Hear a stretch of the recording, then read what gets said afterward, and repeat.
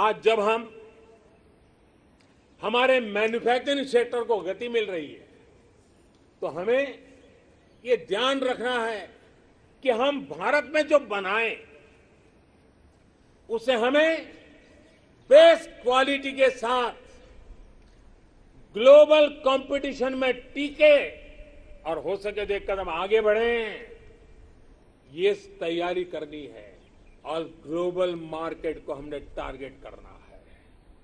देश के सभी मैन्युफैक्चरर्स को मैं आग्रहपूर्वक कहना चाहूंगा, हमारे मैन्युफैक्चरर्स को इस बात को कभी नहीं भूलना होगा कि आप जो प्रोडक्ट बाहर बेचते हैं वो सिर्फ आपकी कंपनी के द्वारा बनाया हुआ सिर्फ एक पुर्जा नहीं है, एक प्रोडक्ट नहीं है, उसके साथ भारत की पहचान जुड़ी होती है, भारत की प्रतिष्ठा जुड़ी होती है, भारत के कोटि कोटि लोगों का विश्वास जुड़ा होता है।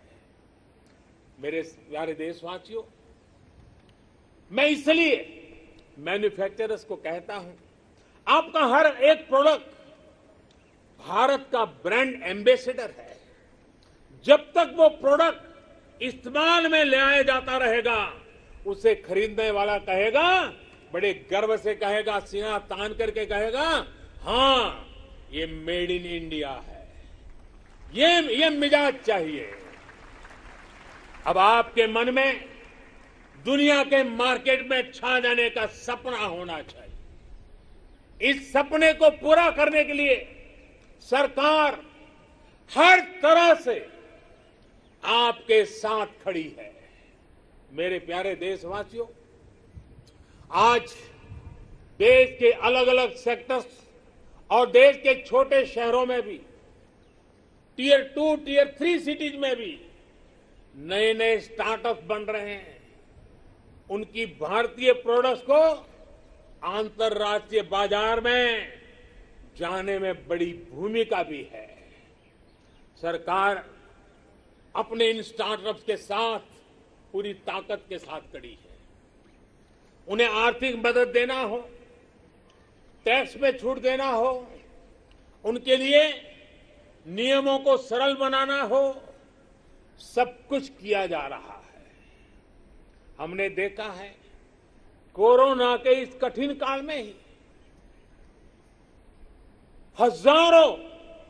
हजारों नए स्टार्टअप्स उभर करके आए हैं।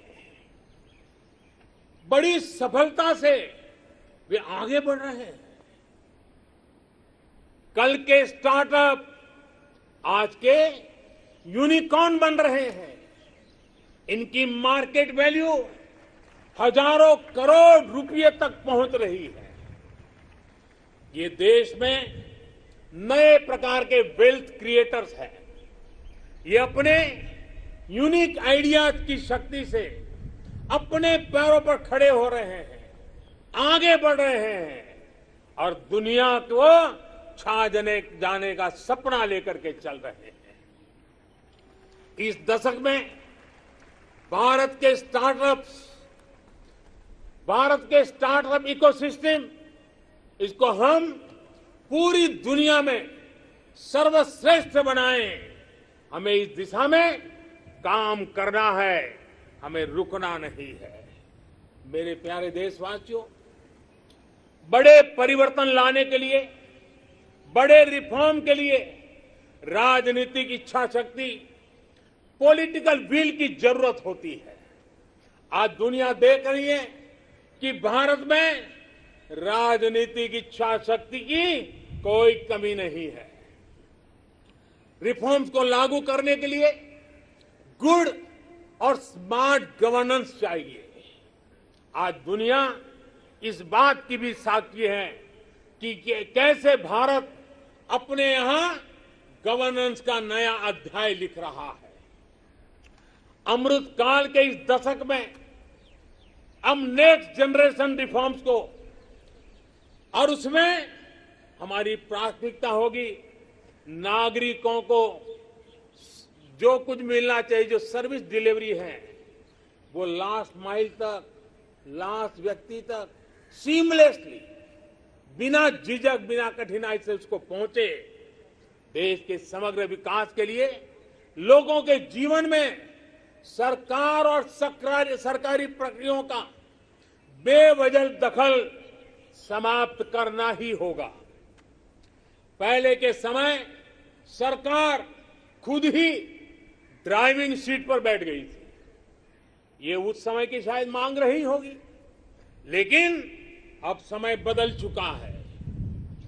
बीते 7 वर्षों में देश में इसके लिए प्रयास भी बढ़ा है कि देश के लोगों को अनावश्यक कानूनों के जाल, अनावश्यक प्रक्रियाओं के जाल से मुक्ति दिलाए जाए। अब तक देश के सैकड़ों पुराने कानूनों को समाप्त किया जा चुका है।